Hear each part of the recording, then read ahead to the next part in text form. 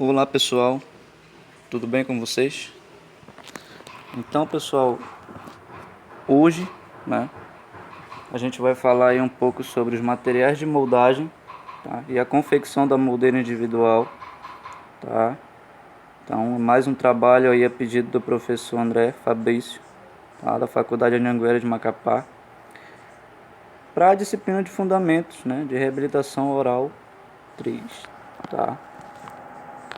Então nosso grupo, né, ele é composto por um trio, né? Novamente, Elton Farias, eu, José Dioquis e Valmir Guedes, tá? E já iniciando falando sobre os materiais de moldagem, tá? Então, antes de tudo, né, para que a gente tenha uma moldagem ali bem efetiva, tá? Então, é interessante que o profissional ele conheça, né, o comportamento dos materiais de moldagem, tá? Então, saber qual é o material de moldagem que ele está trabalhando ali, tá? Como é que se manipula esse material, qual é a consistência desse material, tá? Qual é o tempo de vazamento desse material, tá? Então, a literatura, né, ela nos fala basicamente de 6 materiais de moldagem principais, né, que foram utilizados aí nas últimas décadas, tá? Então, a gente teria o alginato, o silicone, né, tipo C, né, que é o silicone de condensação, o silicone tipo A, que é o de adição, tá? Teríamos também a pasta sinquenólica, o mercaptano e o poliéter, tá? Então, alguns desses, pessoal, basicamente eles já estão, né, em desuso, tá? Atualmente, tá? Como por exemplo a pasta sinquenólica, né? Então a gente sabe que a odontologia, com o passar do tempo, ela vai evoluindo ali, né? Então vai surgindo novos materiais, né? Vai surgindo novos instrumentais. Enfim, o dentista ele tem basicamente que a obrigação de ir sempre, né, se aprimorando, né? Então se mantendo sempre informado ali sobre esses novos materiais, tá? A pasta sinquenólica, o que aconteceu com ela foi basicamente isso, tá? Digamos assim que os silicones eles tomaram basicamente o lugar da pasta sinquenólica ali porque eles apresentam um melhor resultado clínico, tá? Então o profissional ele tem que se adaptar, né, com o passar do tempo em busca disso, em busca de um melhor resultado clínico, tá? Outro exemplo também é o mercaptano, né? O mercaptano ele é um material que ele, durante ali a moldagem ele tem um cheiro muito ruim, né? Além disso ele poderia manchar, ele pode manchar ali a pele do paciente, né? Assim também como a roupa, né? Tanto do paciente como também do profissional. E o outro exemplo é o poliéter, que também está entrando em desuso devido à toxicidade dele, né? Então ele é bem, alguns estudos apontam que ele é um material citotóxico, tá? Então a tendência, ele já está em desuso, então a tendência é ele, né, ir desaparecendo aí aos poucos do mercado, tá? E o que restou para a gente foram basicamente 3, né, que são os 3 mais utilizados, né, aí atualmente, tá? Então, desses 3 que restaram, tá? Então a gente pode basicamente dividir eles aí em 2 grupos, tá? Então, o alginato ele ficaria ali restrito basicamente para aquela moldagem mais simples, tá? Aquela moldagem preliminar, tá? Porque ele não tem ali uma cópia perfeita, né, de detalhes, então ele não tem uma moldagem bem definida. E o segundo grupo é composto pelos silicones, né, de condensação e adição, que eles já possuem ali, né, uma moldagem bem definida, né? Então ele apresenta um melhor resultado clínico, tá? Então a partir de agora a gente vai se aprofundando, né, nesses 3 aí, tá, que são mais utilizados atualmente. Então a gente já inicia aí com o alginato, né? Então qual é a composição do alginato? Então o alginato ele vem numa consistência de pó, né? Então ele contém ali, né, na composição dele a gente tem o alginato de sódio, sulfato de cálcio, fosfato trissódico, né, óxido de zinco, fluortitanato de potássio e entre outros, tá? Então vem todos esses componentes vêm ali aderido no pó. E esse pó, quando ele é misturado com a água, né, ele adquire ali uma consistência gelatinosa, né? lisa, que se fixa com firmeza suficiente para moldar, né? Então adquire aí essa capacidade de moldar, tá? Ele é muito utilizado na odontologia, tá? Então ele resulta numa cópia em negativo da estrutura bucal ali, tá? Então, e ele é o que produz inicialmente o molde, né? Para quem não sabe o que é o molde, a gente tem um exemplo aqui na figura. Esse é um molde, tá? Então, basicamente o originato ele é utilizado para moldagens anatômicas para próteses, moldagens para modelos de estudo ou moldagens de M-arcado, tá? O principal uso dele aqui, pessoal, é em cima dos modelos de estudo, tá? Como ele tem aquela moldagem mais simples, não copia bem os detalhes, ele se restringe basicamente para isso aí, tá? Maior utilização dele. Como manipular o alginato, tá? Então a gente tem aí um passo a passo, né?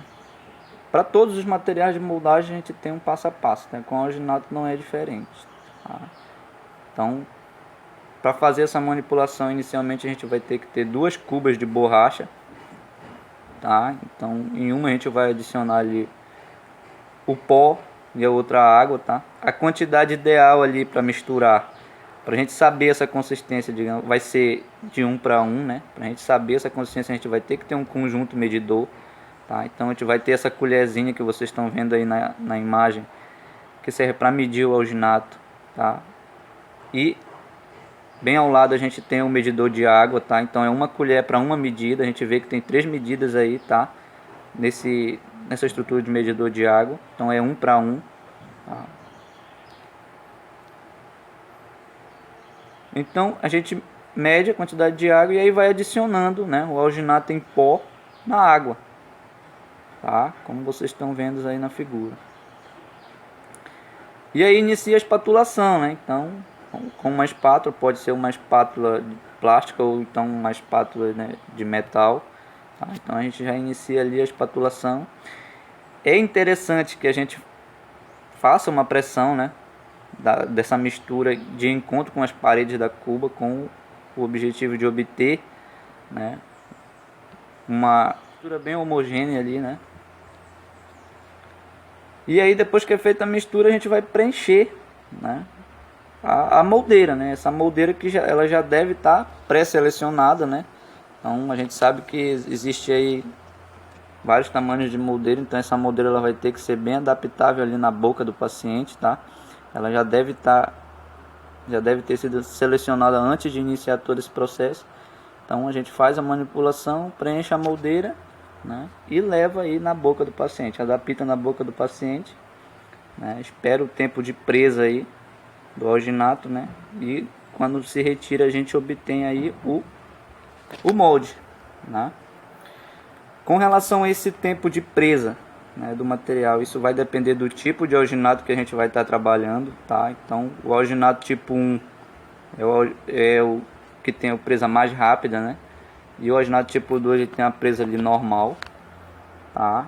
Então o tempo de presa dele, em uma experiência de acordo com o fabricante, tá, dessa marca, o resultado que ele obteve foi isso daí, tá? Então para o alginato tipo 1 o tempo de mistura dele seria de 45 segundos, tá? Então o tempo total de trabalho que a gente tem lá para manipular ele é 1 minuto e meio, né? O tempo inicial de presa dele é de 1 minuto e 45 segundos e a presa final 3 minutos, tá? Então a gente tem um tempo um pouquinho menor para trabalhar com ele. Então isso aqui é ideal para o profissional que já tem uma habilidade ali com a questão da manipulação, né? E o alginato tipo 2, né, os resultados dele, o tempo de mistura dele de 1 minuto, é um pouquinho mais, né? A gente tem também um pouquinho mais de tempo para trabalhar ali, né? 2 minutos e 15 segundos. A presa inicial dele se inicia em 2 minutos e 30 segundos e a presa final 3 minutos e 30 segundos. Então, para quem está começando, isso aqui é ideal, né? Então, a gente tem um pouquinho mais de tempo para trabalhar. A gente já não tem aquela experiência toda com manipulação, tá? Então, a gente vai por enquanto parar aqui, tá, no molde, tá? A partir desse momento, o meu colega Valmir ele vai se aprofundar um pouquinho mais sobre, né, o passo a passo, né, de como manipular ali os silicones de condensação e de adição. Bom, agora vamos aqui explicar qual é a diferença entre os silicones de adição e condensação, né?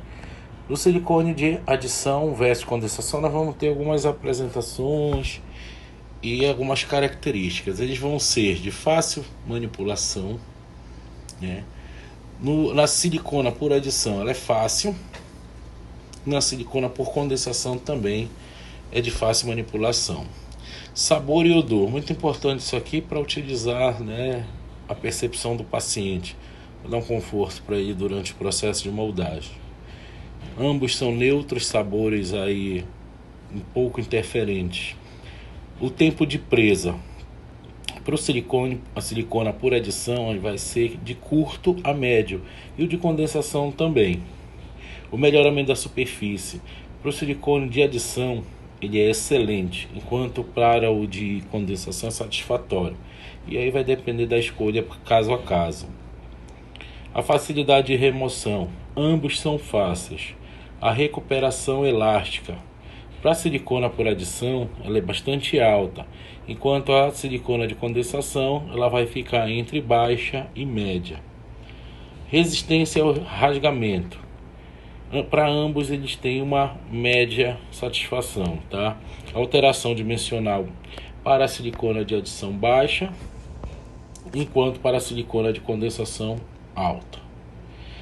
Tempo para vazar o gesso. Aqui a importância de escolher o material de acordo com o tipo de trabalho, né? Para a silicona de adição vai de até uma semana, enquanto a de condensação até 1 hora.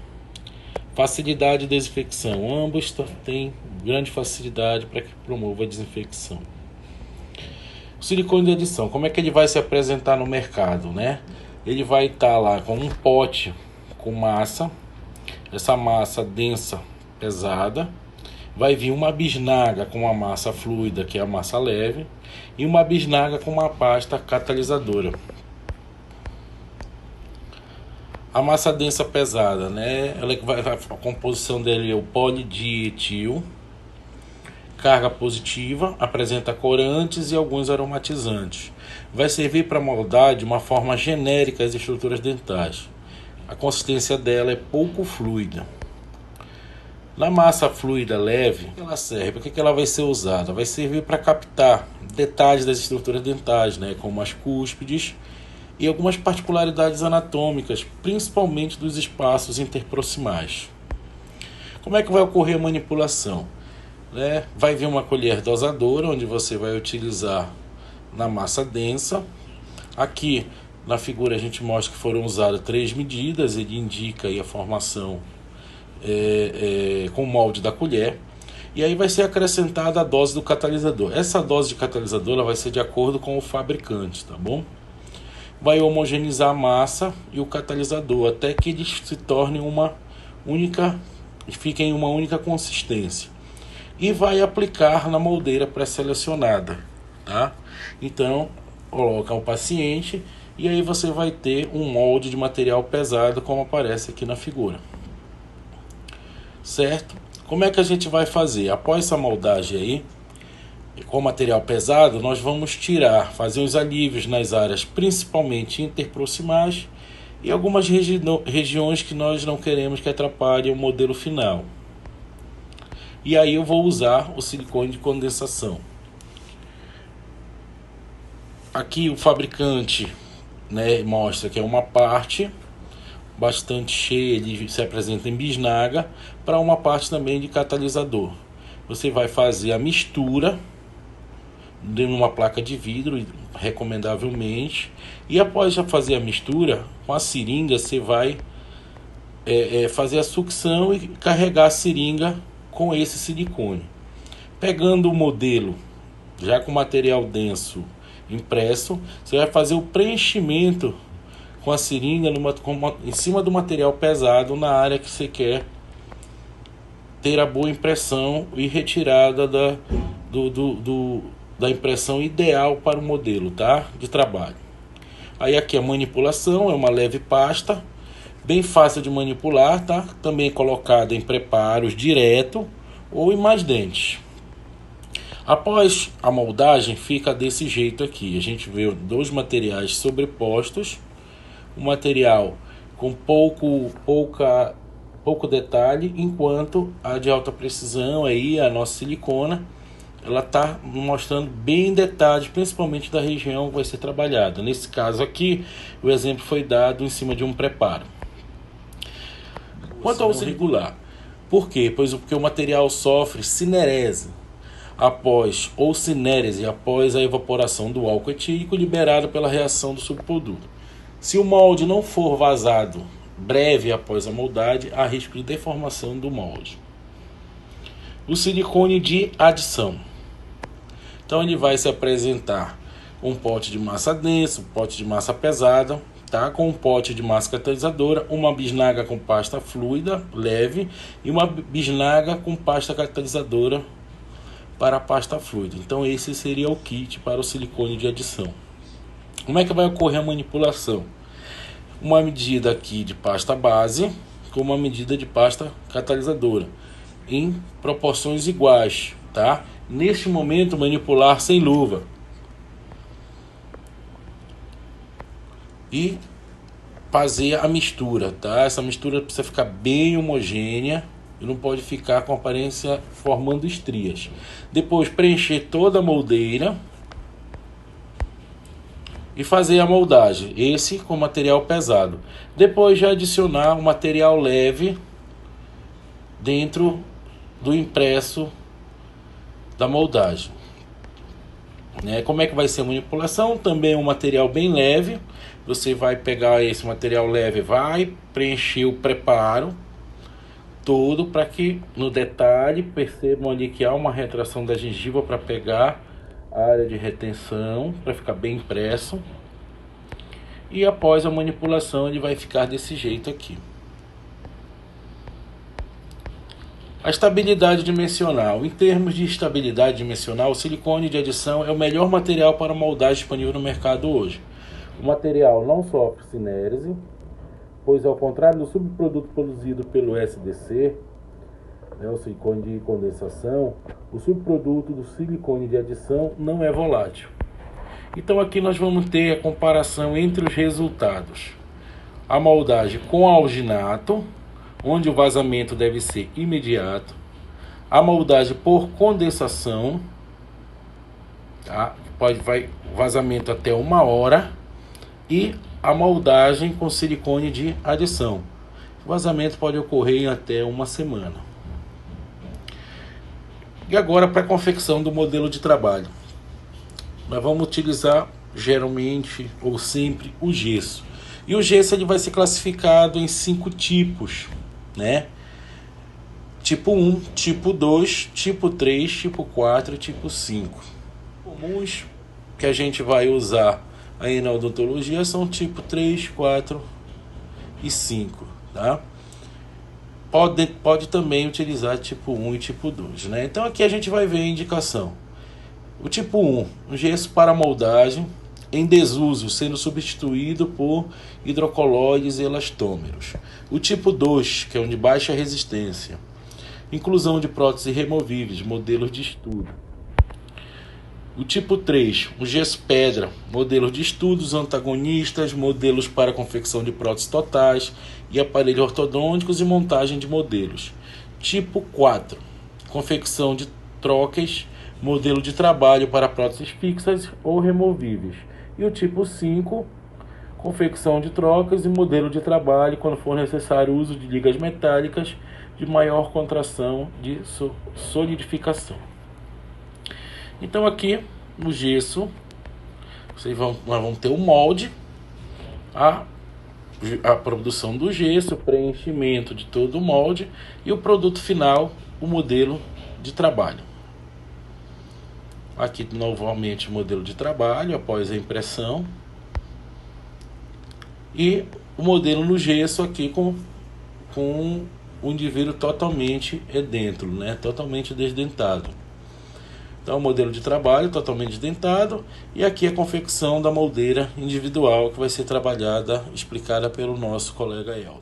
Então pessoal, a gente vai falar aqui sobre confecção da modelo individual para a prótese total. Então a gente vai começar aqui, né, com a primeira etapa, que é o preparo do modelo de gesso, né? Então, instrumental e material necessário aqui, né? Tipo de EPIs, modelo de gesso tipo 3, lápis ou lapiseira, uma espátula de cera número 7 e o número 31 aí, né? Cera número 7, pincel, isolante Celac e ISS White. Então aqui, como a gente vai fazer aí um passo a passo, a gente vai ter aí a obtenção do modelo de gesso, a gente vai fazer o recorte desse gesso, a gente vai fazer aí a delimitação das áreas chapeáveis, aí a gente vai fazer a confecção dos alívios, né, com a cera 7, inserção dessa cera nas áreas retentivas e a aplicação do Celact no modelo onde não há cera, para fazer aí, né, passar o isolante.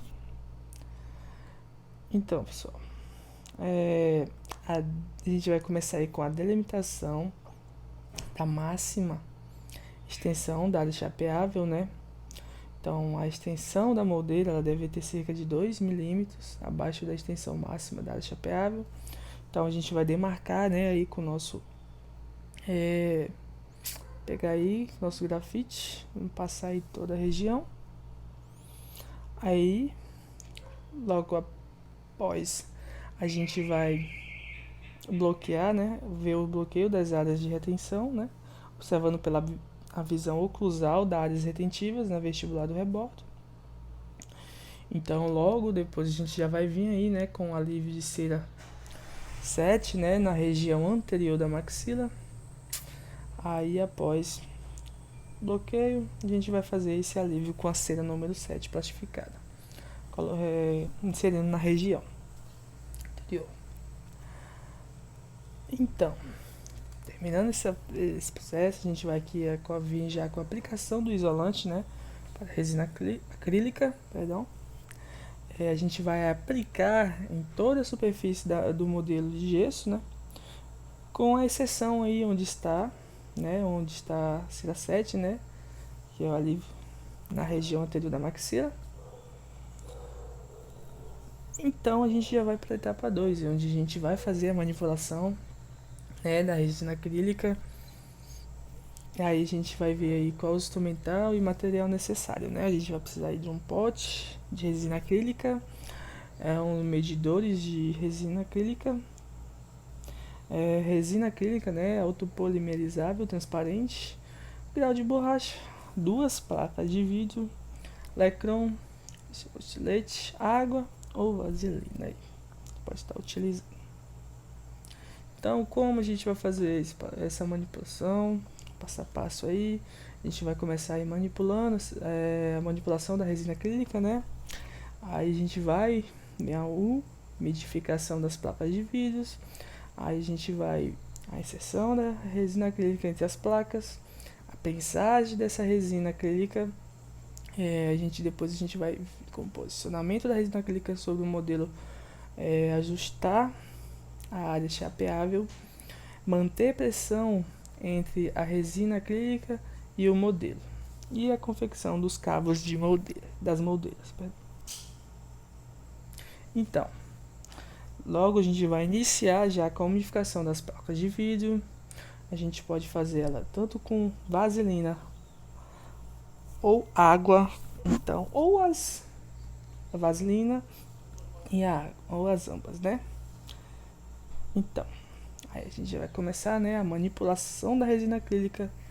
Então, após o processo de pulação, deve aguardar a fase de trabalho aí, né, da resina.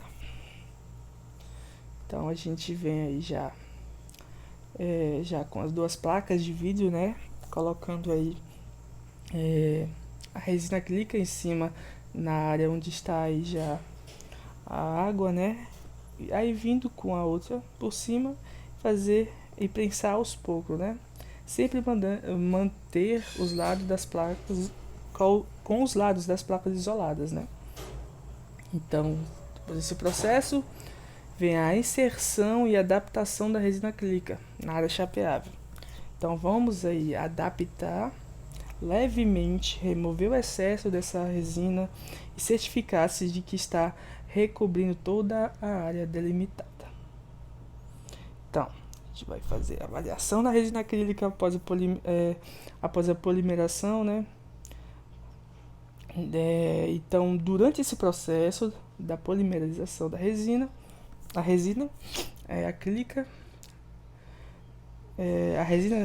ela distorce, né? Então, dessa forma, deve-se manter a pressão levemente entre a resina acrílica e o modelo.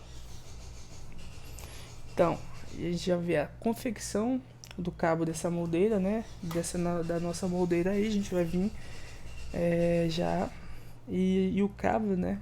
Ele deve ficar inclinado para anterior, cerca de 45 graus, para facilitar o manuseio dessa moldeira, né? Então, a gente vai fazer a avaliação dos limites da moldeira individual antes do acabamento, porque pode-se observar que a moldeira está ultrapassando os limites demarcados. Então, para a gente fazer o instrumental, né, o instrumental necessário, né, aí para a gente fazer esse acabamento individual, a gente vai precisar de uma peça de mão reta, um micromotor e fresas. Então, a gente vai fazer a avaliação dos limites da moldeira individual após o acabamento. A moldeira ela deve estar com as suas bordas arredondadas e posicionada cerca de 2 milímetros abaixo do fundo do sulco, freios, do tuber e palato.